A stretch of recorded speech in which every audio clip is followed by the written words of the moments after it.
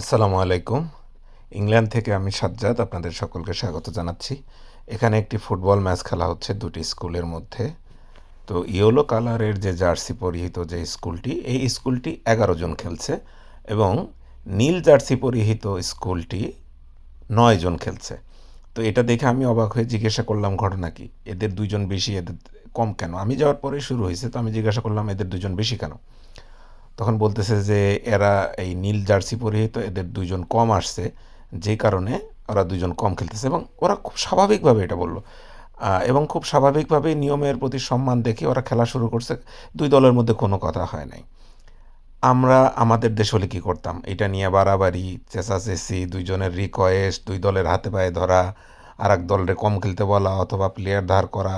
মানে এটা নিয়ে কিন্তু আমরা একটা বার্গেন আমাদের দেশে হইলে দেখা যাইত। কিন্তু এইখানে এরকম কিছু না। ভাই তোমার কম আসছে এটা তোমার সমস্যা। সো নিয়মের কোনো ব্যত্যয় হবে না এটার জন্য।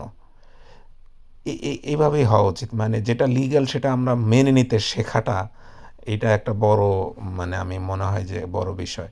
যখন আমার সমস্যা সেটা আ মানে আমার সমস্যাটাকে আমার মেনে নেওয়া। আমাদের দেশে যেমন আমরা সমস্যাকে মেনে নিতে চাই না। আল্লাহ হাফেজ।